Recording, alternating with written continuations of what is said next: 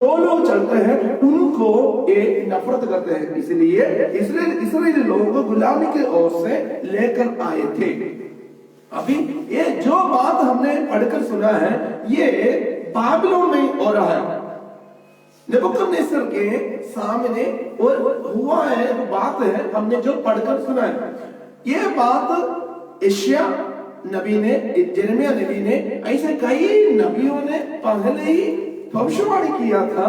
इस्राएल का लोग प्रभु यीशु परमेश्वर के वचन के आधार पर नहीं चले तो, मूर्ति पूजा में चल जाए तो उन्होंने गुलामी में जाना पड़ेगा। उधर उन्होंने इनके ऊपर शासन करेगा, राज करेगा, उनको अपना आजादी पूरी से दूर करेगा, खाने का, पहनने का, आराधना, ऐसे कई बातों में इनको उधर का रीति को अपनाना करना पड़ेगा।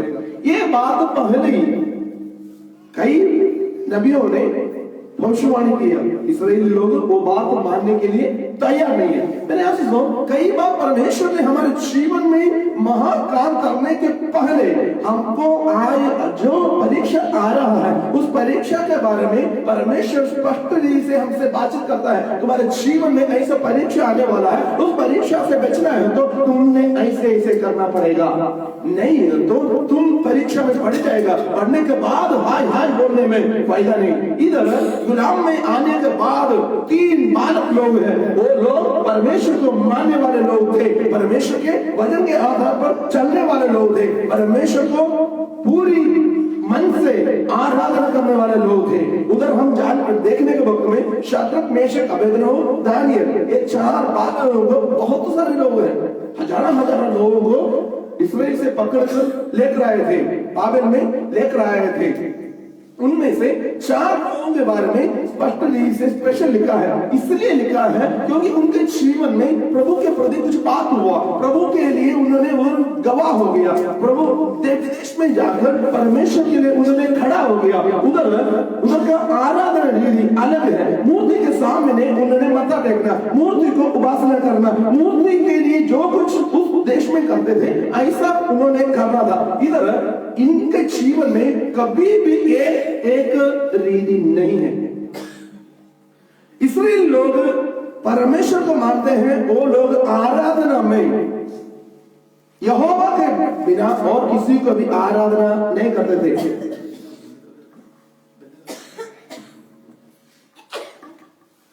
आराधना में और किसी को भी मानने के लिए तैयार नहीं था। तो उनके सामने शद्रक, मेशक, अबेदनगो और दानियल, ये 4 बालकों को, इस्राएल बालों को, यहूदा बालों को नेबुकदनेस्सर राजा के पास लेकर गया। उन्होंने देखा इनका ज्ञान, बुद्धि, सामर्थ्य बहुत अच्छा है, इनका इस गुण को हमारे देश में हमको इस्तेमाल कर सकता है, इसलिए उनको ट्रेनिंग के लिए रखा था। कई बच्चे लोग थे उधर ट्रेनिंग कर रहे थे, उस ट्रेनिंग के समय में इनको भी रखा। उधर का मीट वगैरह, उधर का खाना वगैरह अलग रीति से करते थे, क्योंकि उधर का मूर्ति के चढ़ाकर उसके बाद बच्चों को उधर के लोग उसको पवित्र माना जाते थे, इसलिए वो खाना इन्होंने खाते थे। बल्कि शद्रक, मेशक, अबेदनगो, दानियल इन्होंने बोला हम ये खाना नहीं खाएंगे, मूर्ति के चढ़ाए हुए खाना नहीं खाएंगे, आपके रीति रिवाज से बनाया हुआ खाना हम नहीं खाएंगे, हमको साग पत्ता काफी है। हालेलुया, साग पत्ता हमारे लिए काफी है।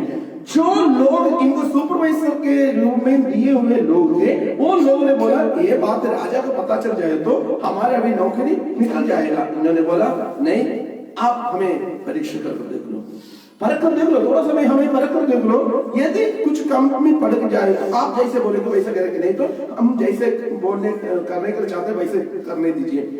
उन्होंने करने के लिए मौका दिया। शद्रक, मेशक, अबेदनगो, दानियल 4 ने हालेलुया पास हो गया बढ़िया रीति से। दूसरे लोगों से जो मीट उधर के रीति में खाना खाया उससे भी हालेलुया, अट्टा जवान लोग हालेलुया, हमारे ये 4 लोग। आगे आने के वक्त में आराधना के बारे में उधर बात आना शुरू किया। उधर शद्रक, मेशक, अबेदनगो के ऊपर उसका 3 अध्याय उसका 12 आयत है। ਹੁਣ ਕਈ ਯਹੂਦੀ ਹਨ ਜਿਨ੍ਹਾਂ ਨੂੰ ਤੁਸਾਂ ਬਾਬਲ ਦੇ ਸੂਬੇ ਦੇ ਵਿਹਾਰ ਉੱਤੇ ਥਾਪਿਆ, ਅਰਥਾਤ ਸਦਰਕ, ਮੇਸ਼ਕ ਤੇ ਅਬਦਨਗੋ, ਇਨ੍ਹਾਂ ਮਨੁੱਖਾਂ ਨੇ ਇਹ ਮਹਾਰਾਜ ਤੁਹਾਡਾ ਆਦਰ ਨਹੀਂ ਕੀਤਾ, ਨਾ ਤਾਂ ਉਹ ਤੁਹਾਡੇ ਦੇਵਤਿਆਂ ਦੀ ਸੇਵਾ ਕਰਦੇ, ਨਾ ਉਸ ਸੋਨੇ ਦੀ ਮੂਰਤ ਦੇ ਅੱਗੇ ਜਿਹਨੂੰ ਤੁਸਾਂ ਖੜਾ ਕੀਤਾ ਹੈ ਮੱਥਾ ਟੇਕਦੇ ਹਨ। ਤਦ ਨਬੂਕਦਨੇਸਰ उसका 3 का पहला भी पढ़ो जी। ਨਬੂਕਦਨੇਸਰ ਰਾਜਾ ਨੇ ਇੱਕ ਸੋਨੇ ਦੀ ਮੂਰਤ ਬਣਵਾਈ ਜਿਹਦੀ ਉਚਾਈ 60 ਹੱਥ ਤੇ ਚੌੜਾਈ 6 ਹੱਥ ਸੀ, ਅਤੇ ਉਹਨੂੰ ਦੁਰਾ ਦੇ ਮੈਦਾਨ ਬਾਬਲ ਦੇ ਸੂਬੇ ਵਿੱਚ ਖੜਾ ਕੀਤਾ। ओके, हिंदी में पढ़ना जी।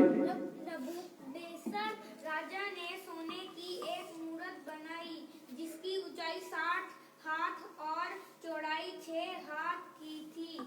उसने उसको और कोई पढ़ना। नबूकदनेस्सर राजा ने सोने की एक मूरत बनवाई जिसकी ऊंचाई 60 हाथ और चौड़ाई 6 हाथ की थी।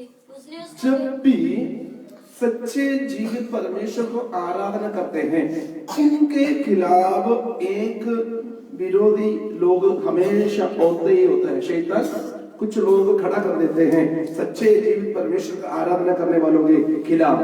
वैसे ही नबूकदनेस्सर राजा के उस देश में बाबेल में भी यही प्रॉब्लम हो गया।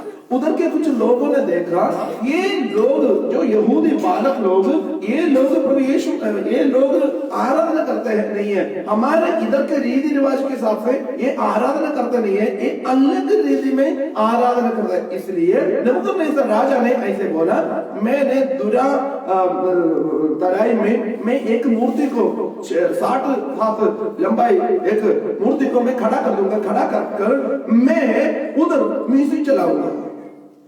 म्यूजिक के बारे में सब कुछ लिखा है, क्या क्या करेंगे उसके बारे में।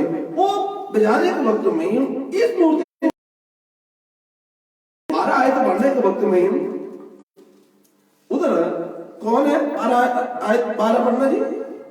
देख, सदरक, मेशक और अबदनगो नामक कुछ यहूदी पुरुष हैं जिन्हें तूने बेबीलोन के प्रांत के कार्य के ऊपर नियुक्त किया है। देखना, बाबिलोन प्रांत के वो मानने के लिए तैयार नहीं है। मेरे आपसे सुनो, कई बार हमारे जीवन में कई दबाव आता है परमेश्वर के आराधना करने के वक्त में। रिश्तेदार को मेन इम्पोर्टेंट देना और हमारे पड़ोसी को इम्पोर्टेंट देना, हमारे काम को इम्पोर्टेंट देना, हमारा पैसा को इम्पोर्टेंट देना, हमारे पढ़ाई को इम्पोर्टेंट देना। मेरे सुनो, हम एक बात हम समझना चाहिए, ये बड़े बड़े ऑफिसर हैं, ऑफिसर होने के बावजूद भी राजा आपने मेरे को नौकरी तो दे दिया, मैं तो बेशक यहाँ पे गुलाम हूं, फिर जिसने मेरे शरीर में जान दिया उसने जो बोलेगा वही मैं करना।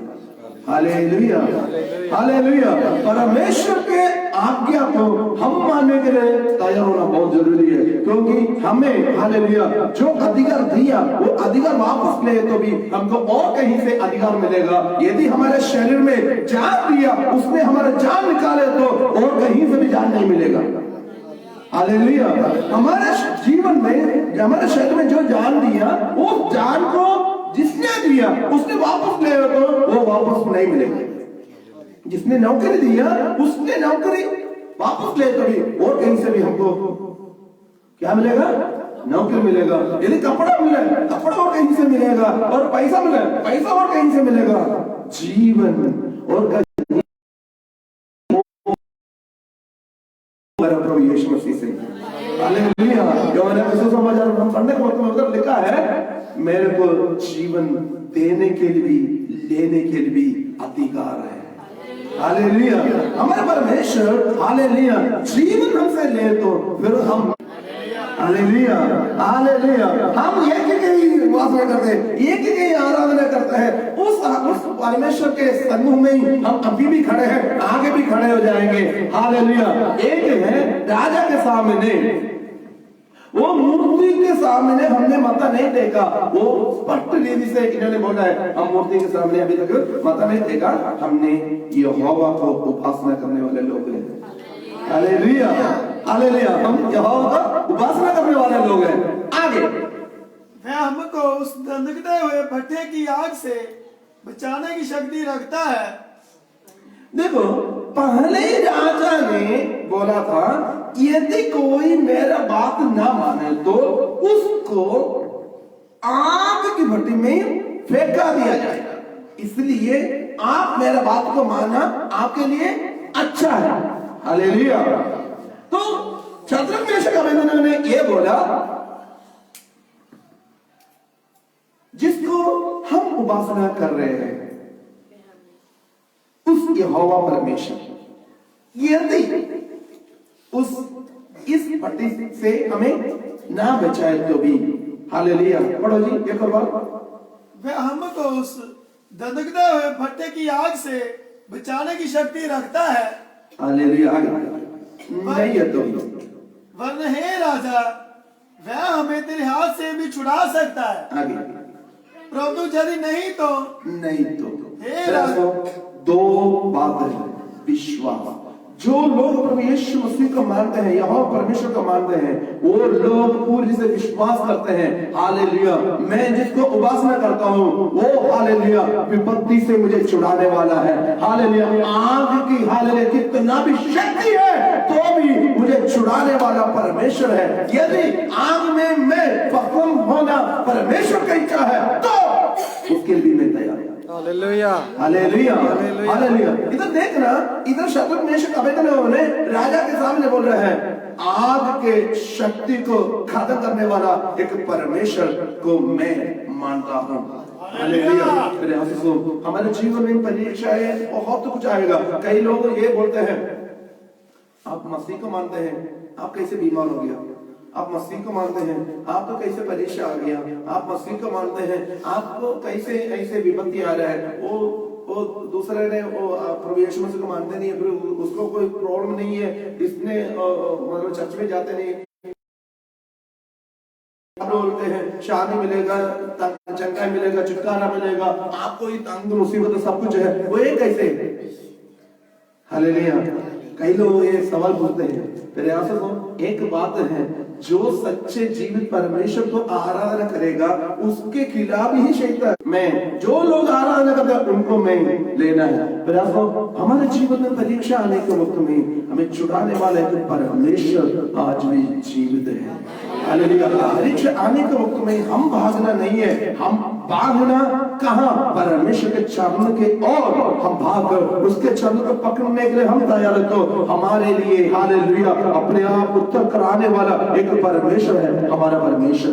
हालेलुया। इधर हम पढ़ने के वक्त में ये राजा ने हालेलुया आगे बोला, राजा ये शद्रक मेशक अबेदनगो ने बोला राजा हमको कुछ ज्यादा क्लैरिफिकेशन करने की जरूरत नहीं है, ज्यादा क्लैरिफिकेशन करने का, ज्यादा आपसे बात करने की जरूरत नहीं है। बस हमें परमेश्वर ने आग से छुड़ाए या न छुड़ाए तो भी जिस मूर्ति को आपने खड़ा किया है उस मूर्ति को हम मत नहीं देखेंगे। और किस बात के लिए तैयार है? मरने के लिए। हालेलुया। मरने के लिए तैयार है। हालेलुया। ऐसे हमारे जीवन में परमेश्वर हमारे साथ है। हम समझना है तो एक परीक्षा के जैसे हम जाना है, परीक्षा में हम जाना है, उस समय हमको अपने आप पता चल जाएगा सच में मेरा प्रभु मेरे नाल है। हालेलुया। सच में मेरा प्रभु मेरे नाल है। हालेलुया। परीक्षा नहीं है, कुछ समस्या नहीं है तो हालेलुया बहुत आलसी हो जाता है विश्वासी बहुत आलसी हो जाता है। कोई बात नहीं, मैं ठीक है कुछ नहीं होता है। हालेलुया। जब विपत्ति आता है, कष्ट आता है, मुसीबत आता है, परीक्षा आता है, बीमारी आता है, हालेलुया प्रभु जी तेरे बिना कोई नहीं है, तो छुड़ा दे, मुझे छुड़ा दे, मुझे छुड़ा दे, मुझे छुड़ा दे। हालेलुया। इधर हम पढ़ने के वक्त में राजा से शद्रक मेशक अबेदनगो तीनों ने ये बोला, ये महाराजा हम माता देखने के लिए तैयार नहीं है। एक बात समझना है, ये गुप्त में कमरे के अंदर होने नहीं हो रहा है। ये बात एक बात बहुत हजारों लोगों के सामने ये बात हो रहा है। हालेलुया। हमारे जीवन में एक समस्या आने के वक्त में कई बार हम फ्लेक्सिबल हो जाते हैं, बोलते कोई बात नहीं, प्रभु के नाम लेकर इसे कर सकता है। No never. परमेश्वर ने जहां नो बोला वो नो ही है। चाहे अमेरिका में, जापान में, इंग्लैंड में है, घर में है, बाहर है, जो है वो नो नो ही है। हालेलुया। कोई बात नहीं, मैं हालेलुया प्रार्थना कर नो। जिस बात के लिए परमेश्वर ने ना बोला वो ना ही है, क्योंकि उसने अपना एड्रेस बोल दिया। हालेलुया। क्या एड्रेस? हम यहोवा को उपासना करने वाले लोग। हालेलुया। यहोवा को उपासना करने वाला है लोग हैं। हालेलुया। ओके, आगे। परंतु यदि नहीं तो हे राजा, तुझे मालूम हो कि हम लोग तेरे देवता की उपासना नहीं करेंगे और ना तेरी खड़ी कराई हुई सोने की मूरत को दंडवत करेंगे। कोई और है? कोई परंतु यदि नहीं तो हे राजा, तुझे मालूम हो कि हम लोग तेरे देवता की उपासना नहीं करेंगे और ना तेरी खड़ी कराई हुई सोने की मूर्त को दंडवत करेंगे। आगे। तब नबूकदनेस्सर को झुंझुलाया उठा और उसके चेहरे का रंग शद्रक, मेशक और अबदनगो की प्रति बदल गया। उसने आज्ञा दी कि भट्ठे को 7 गुना अधिक धधका दो। गर्म करने के लिए बोला 7 गुना अधिक उसको गर्म। हालेलुया। कितना गुना? 7 गुना। ओके। फिर अपनी सेना में के कई एक बलवान पुरुषों को उसने आज्ञा दी कि शद्रक, मेशक और अबदनगो आगे ये है, सेना में जो लंगड़ा है वो उनको नहीं है। सेना में जो कमजोर है उनके बारे में नहीं है। सेना में बलवान जो बलवान है उनको आज्ञा दिया। क्या आज्ञा दिया? शद्रक, मेशक को और अबदनगो को बांधकर उन्हें देखते हुए भट्ठे में डाल दो। हालेलुया। भट्ठे में डालने के लिए आग, हालेलुया, 7 गुना इन्होंने गर्मी बढ़ा दिया 7 गुना। और आगे सेना के जो ताकत वाला लोगों से बोला, इनको पकड़कर इनको बांध लो और बांधकर क्या करना? देखते हुए भट्ठे में डाल दो। भट्ठे में डाल दो। ओके, आगे। तब वह पुरुष अपने मोजों, अंगारों, बागों और अन्य वस्तुओं सहित बांधकर इनका किसी भी कपड़ा को उतारने के लिए मौका नहीं दिया। हालेलुया। किसी भी कपड़ा को उतारने के लिए मौका नहीं दिया। वैसे के वैसे इनको पकड़कर बांध लिया। हालेलुया। बांध लिया। आगे। तब वह पुरुष अपने मोजों, अंगरखों, बागों और अन्य वस्त्रों सहित बांधकर उस बहते हुए भट्ठे में डाल दिए गए। आगे। वह भट्ठा तो राजा की